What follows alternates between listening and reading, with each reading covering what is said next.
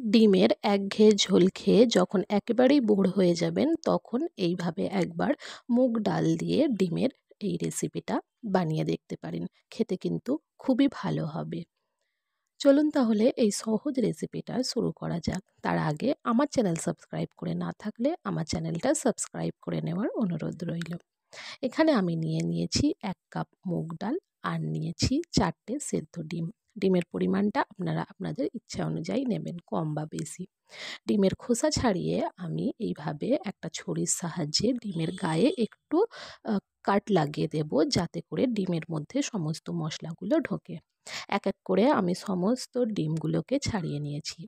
এবার মুগ ডালটা ভেজে নেওয়ার পালা। তার জন্য কড়াই গরম করে কড়াইয়ের মধ্যে মুগ ডালটা দিয়ে গ্যাসের ফ্লেম মিডিয়াম রেখে 1.5 থেকে 2 মিনিট অনবরত নাড়াচাড়া করে মুগ ডালটা ভেজে নেব। যখন মুগ ডাল থেকে একটু ভাজা ভাজা সুন্দর গন্ধ আসবে তখন আমি এটাকে অন্য পাত্রে নিয়ে ভালো করে 2-3 বার জল দিয়ে ধুয়ে নেব। ধোয়া হয়ে গেলে এরপর আমি এর মধ্যে দিয়ে দেব একটা কুচি করে রাখা পেঁয়াজ, হাফ চা চামচ হলুদ গুঁড়ো, স্বাদ অনুযায়ী লবণ, 1 টেবিল চামচের মতো সাদা তেল আর 2টো কাঁচা লঙ্কা দিয়ে হাতের সাহায্যে খুব ভালো করে এইভাবে ডালটাকে মাখিয়ে নেব। তারপর আমি এর মধ্যে জল দিয়ে দেব। জলটা আপনারা আপনাদের পরিমাণ অনুযায়ী দেবেন। যতক্ষণ ডালটা সেদ্ধ হতে যতটা পরিমাণ জল লাগবে ঠিক ততটা পরিমাণ জল দিয়ে গ্যাসের ওপরে বসিয়ে দিয়ে গ্যাসের ফ্লেম লো করে ঢাকা দিয়ে এটাকে রেখে দেব যতক্ষণ না ডাল সেদ্ধ হয়।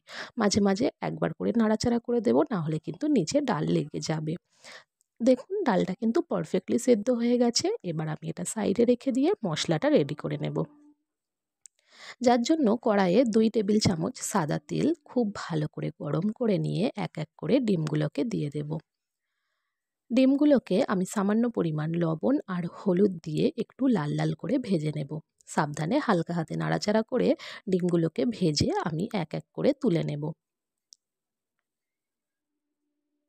এবার ওই একই তেলে আমি দিয়ে দেব আলু। আলু এখানে কিন্তু অপশনাল। যদি না ভালো লাগে শুধুমাত্র মুগ ডাল দিয়েও এই রেসিপিটা করতে পারেন, কিন্তু আলু দিলে একটু খেতে ভালো লাগবে। সামান্য পরিমাণ লবণ আর হলুদ দিয়ে আলুটাকেও আমি ভেজে নেব যতক্ষণ না আলুর গায়ে একটা লাল কোটিং চলে আসে। তারপর আলুগুলোকেও আমি তুলে নেব। ওই একই তেলে এবার আমি ফোড়ন দিয়ে দেব হাফ চা চামচের মতো গোটা জিরে, একটা শুকনো লঙ্কা আর দিয়ে দেব 2টো এলাচ। দিয়ে ফোড়নটাকে একটু নাড়াচাড়া করে একটা বড় সাইজের পেঁয়াজ কুচি করে দিয়ে দেব। পেঁয়াজটাকে আমি হালকা একটু সফট হয়ে যাওয়া পর্যন্ত ভেজে নেব। খুব বেশি ব্রাউন করার দরকার নেই। পেঁয়াজ যখন এই রকম কালার চেঞ্জ করে দেবে তখন আমি এর মধ্যে দিয়ে দেব হাফ চা চামচের মতো আদা রসুন বাটা।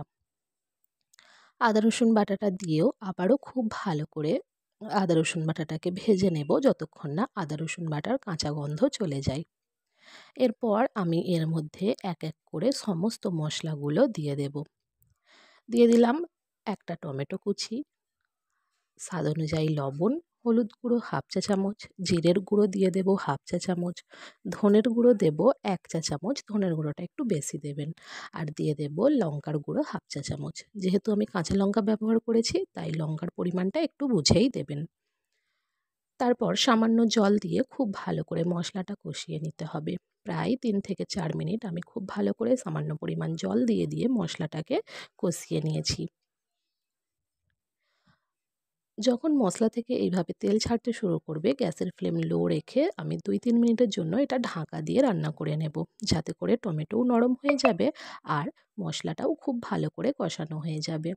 2-3 মিনিট পর দেখুন টমেটোটা কিন্তু খুব ভালো করে নরম হয়ে গেছে আর মশলাটাও খুব ভালো করে কষানো হয়ে গেছে, মশলা থেকে তেল ছেড়ে দিয়েছে।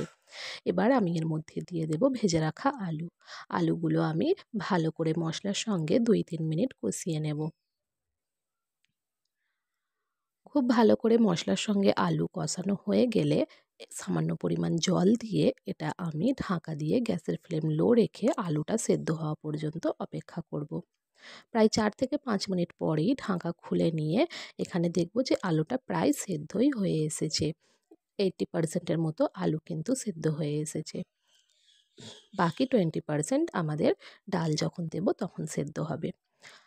এরপর আমি ডিম দুটোকে দিয়ে আবারও খুব ভালো করে নাড়াচাড়া করে নিলাম। নিয়ে এবার আমি এর মধ্যে দিয়ে দেব সেদ্ধ করে রাখা ডাল।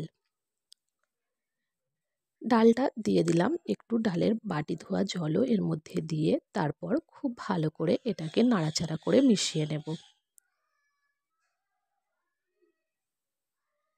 এইভাবে যখন মেশানো হয়ে যাবে ঢাকা দিয়ে আরও 2-3 মিনিট রান্না করে নেব। 2-3 মিনিট পর ঢাকা খুলে এই ডালটা কিন্তু সার্ভ করার জন্য একেবারেই রেডি হয়ে এসেছে। নামানোর আগে ওপর থেকে দিয়ে দেব 2টো কাঁচা লঙ্কা আর 1/4 চা চামচের মতো গরম মশলা দিয়ে নাড়াচাড়া করে ঢাকা দিলেই কিন্তু আমাদের ডিম দিয়ে মুগ ডালের রেসিপি একদম সার্ভ করার জন্য রেডি হয়ে যাবে। যদি ভালো লাগে চ্যানেলটা সাবস্ক্রাইব করবেন, ভিডিওটা লাইক করবেন আর কমেন্ট করে জানাতে ভুলবেন না কেমন লাগলো। একবার অতি অবশ্যই বাড়িতে এইভাবে মুগ ডাল দিয়ে ডিমের রেসিপি বানিয়ে দেখতে পারেন। ভাত কিংবা রুটি দুটোর সঙ্গেই খেতে খুবই ভালো লাগবে।